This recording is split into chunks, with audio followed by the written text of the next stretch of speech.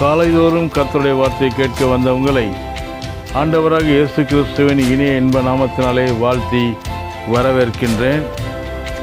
பாதுகாக்கும் தேவ தூதர்கள் என்ற தலைப்பிலே இன்றைக்கு கடைசி நாளாக நாம் தியானிக்க இருக்கின்றோம்.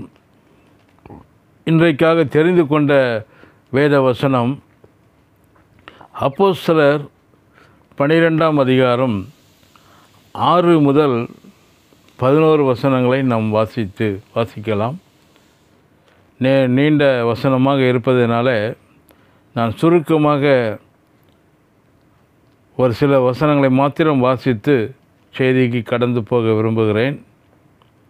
அப்பொழுது கர்த்தருடைய தூதன் அங்கே வந்து நின்றான். அறையிலே வெளிச்சம் பிரகாசித்தது. இந்த சம்பவத்தில் பேதுருவின் விசுவாசத்தை நான் குறிப்பிட்டு சொல்ல விரும்புகிறேன். ஏரோது தன்னை சிறை சேதம் பண்ணுவதற்காக சிறையிலே அடைத்திருந்தான் என்பது பேதுருவுக்கு நன்றாய் தெரியும்.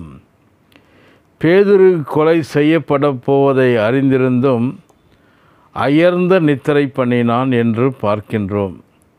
அது அவனுடைய விசுவாசத்தை காண்பிக்கிறது. கர்த்தருடைய சித்தமில்லாமல் ஒருவரும் தன்னை கொல்ல முடியாது என்பதை ஆழமாய் நம்பினபடியால் கவலை இல்லாமல் தூங்கினான் என்பதை தெரிந்து கொள்ளுங்கள். அதே போலதான் கர்த்தரை விசுவாசிக்கிறவர்கள் எல்லோருமே ஆபத்தான நேரத்திலும் கூட பதற மாட்டார்கள், கவலைப்பட மாட்டார்கள், பயப்பட மாட்டார்கள்.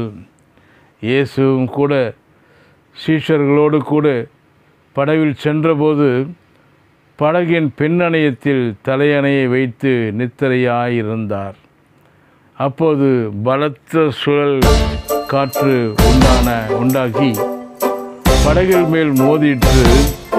சீஷர்கள் இயேசுவை எழுப்பி, ஐயரே, மடிந்து போகிறோம், உமக்கு கவலை இல்லையா என்றார்கள். ஆனால் இயேசு எழுந்து காற்றையும் கடலையும் அதட்டினார். அப்பொழுது மிகுந்த அமைதல் உண்டாயிற்று என்று நாம் பார்க்கின்றோம். அந்த பிரயாணத்தை ஆரம்பிக்கும் போதே அக்கரைக்கு போவோம் வாருங்கள் என்று இயேசு சொல்லியிருந்தார். நான் அக்கரைக்கு போவதை எந்த சக்தியும் தடுக்க முடியாது என்பது அவருக்கு தெரியும். ஆகவே தான் அவர் நித்திரையாய் இருந்தார். அதே போலதான் பேதுருவும் சிறைச்சாலையிலே நித்திரையாய் இருந்தான். எந்த பொல்லாத மனிதனும் எந்த அசுத்த ஆவியும் தன்னை அழிக்க முடியாது. தேவன் தன்னை எல்லா தீங்குக்கும் விலக்கி காப்பார் என்பதுதான் பேதுருவின் உள்ளான ஆழமான ஒரு விசுவாசமாகும். தேவன் அவனுடைய விசுவாசத்தை கனம் பண்ணி தம்முடைய தூதனை அனுப்பி அவனை விடுவித்தார்.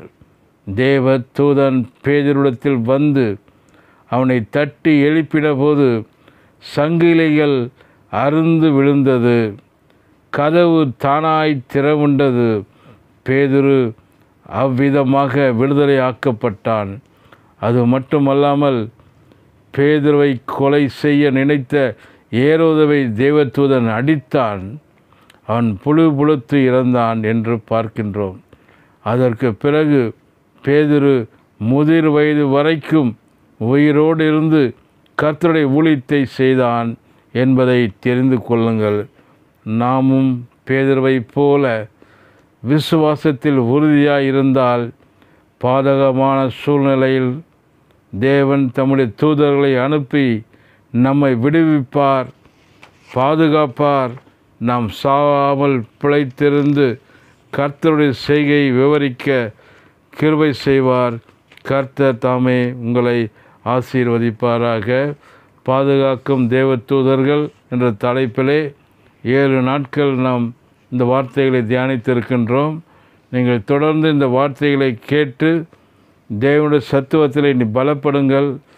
கர்த்தர் உங்களை ஆசீர்வதிப்பாராக. ஆமென்.